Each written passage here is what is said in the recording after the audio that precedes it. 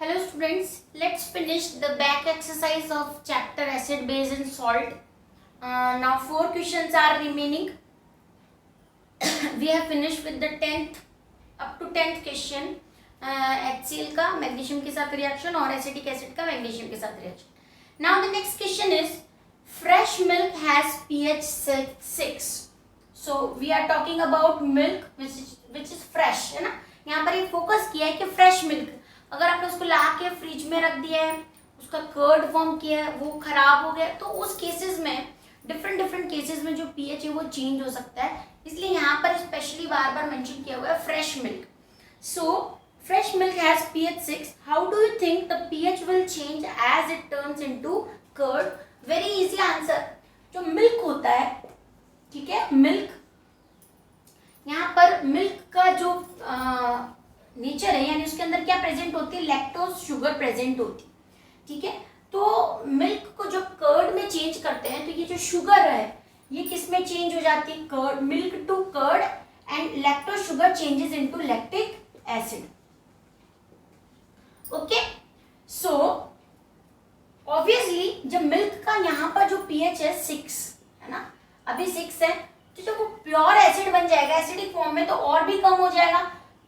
यहाँ पर जो लैक्टिक एसिड का पीएच है वो लेस देन 6 होगा, है ना, या 3-4 भी हो सकता है. So in the process of converting milk into curd, lactose sugar, है ना, lactose is the type of sugar, changes into lactic acid. It is acidic form of milk, so it will have less pH in comparison to fresh milk. क्योंकि यहाँ पर fresh milk जो है वो slightly acid है ना, slightly acidic range का है, प्योर एसिड नहीं है. प्योर एसिड का पीएच होगा 1, 2, 3, 4 होगा, नियरेस्ट टू 7 आ जाता है. तो स्लाइटली एसिड इसको हम कहेंगे या वीक एसिड कहेंगे. लेकिन जब उसको कर्ड में चेंज कर देंगे तो उसका जो पीएच है वो डाउन हो जाएगा. तो आपको ये रिएक्शन भी लिखनी है. Whenever milk changes into curd, lactose sugar convert into lactic acid. Lactic acid has pH less than 6. So pH of fresh milk will change into acidic range. Okay, तो स्लाइटली एसिडिक से वो acidic range में change हो जाएगी. Okay, ये explanation हो गया. सारे जितने भी अभी बचते हैं क्वेश्चन सब 2-2 मार्क्स के क्वेश्चन है. इसमें से मिल्कमैन वाला जो क्वेश्चन है वो 2-2 मार्क्स में अगर आप उसको एक्सप्लेन करो तो 3 मार्क्स का या 4 मार्क्स का बन सकता है. नेक्स्ट क्वेश्चन क्योंकि मिल्क से रिलेटेड है इसलिए इसको देखते हैं. अ मिल्कमैन एडेड बेकिंग सोडा, ठीक है, a small amount of baking soda to fresh milk, है ना. अगर इसमें बेकिंग सोडा, फॉर्मूला क्या होता है, NaHCO3. NaHCO3 में Na जो है वो NaOH से है और H2CO3, HCO3 जो बाइकार्बोनेट वाला पोर्शन है वो H2CO3 से है. तो ये क्या है, वीक एसिड, और ये क्या है, स्ट्रॉन्ग बेस. ओके, सो सॉल्ट का नेचर क्या हुआ, बेसिक हो गया. अब अगर आप जो फ्रेश मिल्क है उसमें मिल्कमैन जो है वो थोड़े से अमाउंट में बेकिंग सोडा डालता है, थोड़े अमाउंट में, ज़्यादा अमाउंट में डालता है तो वो एडल्ट्रेशन हो जाता है. स्मॉल अमाउंट में अगर ऐड करता है तो उसका पर्पस होता है to prevent milk from spoilation. जल्दी से बहुत, अगर fresh milk as it is रखा हो तो बहुत जल्दी खराब हो जाएगा. थोड़ा सा बेकिंग सोडा उसमें डालते हो तो बहुत थोड़े टाइम तक रह सकता है. या जो पैक्ड फूड होते हैं उनका पीएच और जो फ्रेश मिल्क होता है उसका पीएच दोनों में डिफरेंस होता है. आप चेक भी कर सकते हो कि फ्रेश मिल्क होता है उसका पीएच स्लाइटली जैसे 6 रेंज का है, लेकिन जो पैकेट जो मिल्क होता है उसका पीएच एल्कलाइन होगा.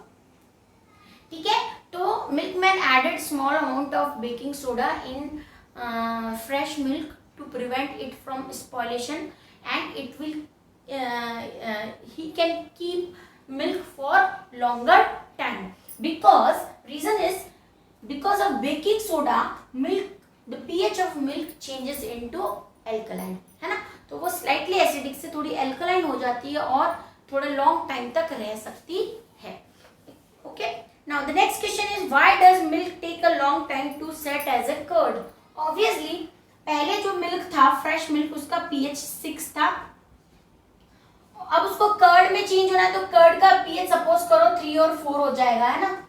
तो यहाँ पर तो एसिड से एसिड ही बनना है, लेकिन जब आपने उसमें बेकिंग सोडा डाल दिया means milk plus baking soda, ठीक है, तो उसका जो पीएच हो गया वो एल्कलाइन हो गया। अब इस एल्कलाइन पीएच को चेंज होना है कर्ड में, तो ये पीएच को कर्ड में 3-4 कर्ड जो पीएच है उसमें चेंज होने के लिए ऑब्वियसली टाइम लगेगा, क्योंकि पहले तो एसिड को एसिड में ही चेंज होना है, लेकिन यहाँ पर because of adding of baking soda the pH of milk changes towards slightly alkaline, so it will take long time to set as a curd, ठीक है। तो क्योंकि वहां पर पहले तो एसिड से एसिड बनना था, अभी बेस से एसिड बनना है, इसलिए इस जो प्रोसेस है उसमें थोड़ा टाइम लगेगा। Okay, next question is plaster of Paris should be stored in moisture proof container, explain why. So plaster of Paris, okay, so formula सबसे पहले देखो, plaster of Paris is made up of gypsum, gypsum का formula होता है calcium sulphate 2H2O, इससे plaster of Paris बनता है। Plaster of Paris क्या है, कैल्शियम सल्फेट हाफ H2O, यानी इसमें वाटर ऑफ क्रिस्टलाइजेशन कम है, जिप्सम में थोड़ा ज्यादा है। As plaster of Paris comes in contact with water, it will change into gypsum।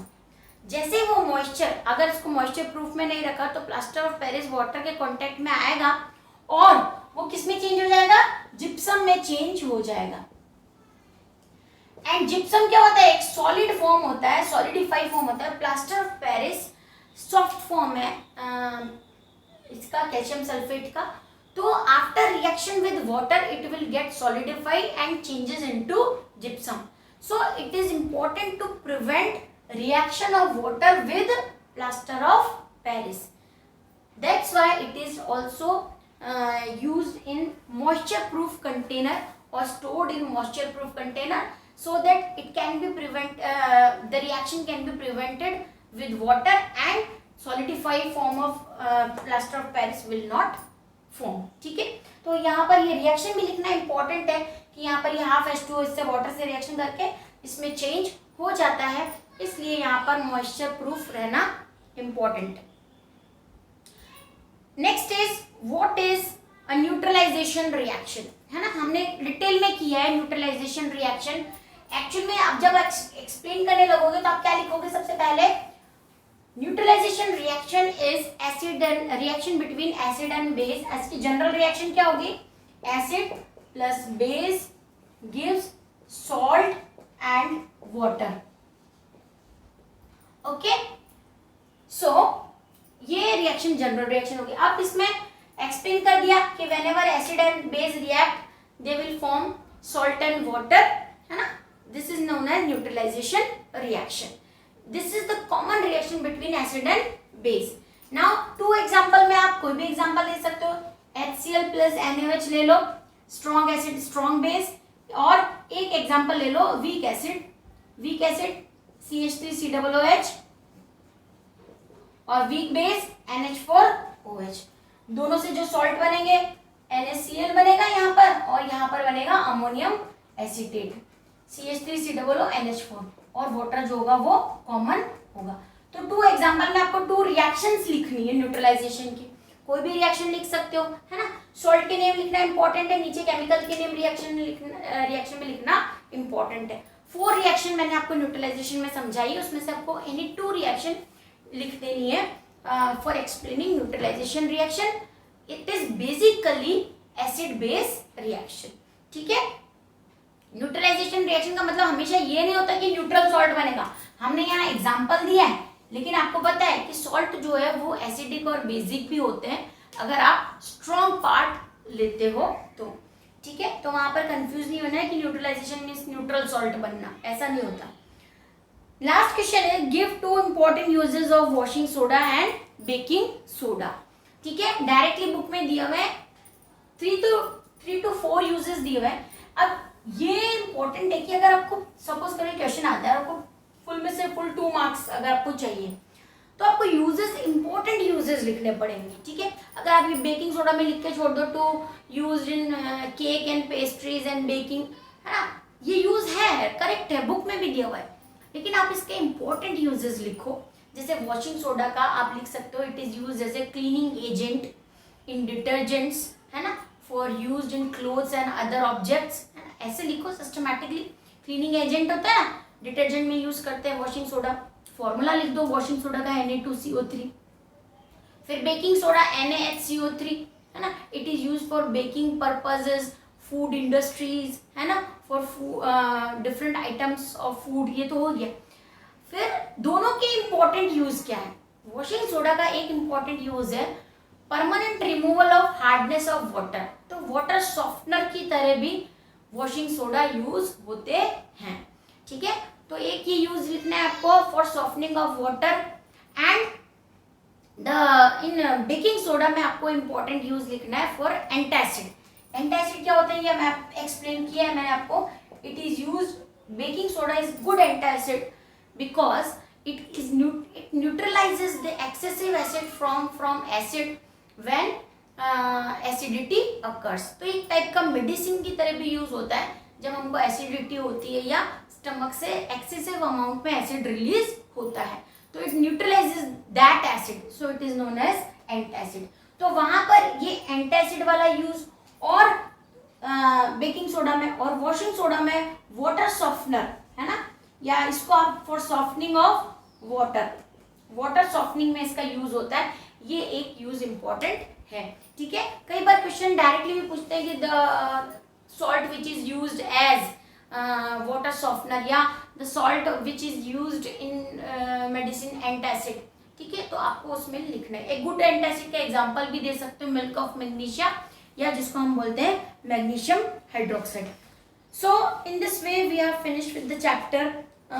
Better you do the all blue question or blueprint question which is given in your book. Sometimes they are confusing and these questions often are related with activity part. तो हमने activities में की हैं, आप भी एक बार read कर लो activities, उनसे रिलेटेड जो क्वेश्चन है ब्लूप्रिंट के, उनमें कोई डाउट है तो आप वो पूछ सकते हो, ठीक है, क्योंकि ब्लूप्रिंट से भी क्वेश्चंस फॉर्म होते हैं एक्सरसाइज के, यानी 1 मार्क 2 मार्क के। बैक एक्सरसाइज जो है बोर्ड में 70% जो पार्ट होता है वो बैक एक्सरसाइज में से ही होता है ना, बाकी का 30% हमको चैप्टर लर्न करके और वहां से समझ के करना पड़ता है। Okay, so we have finished with the chapter acid base and salt. Thank you.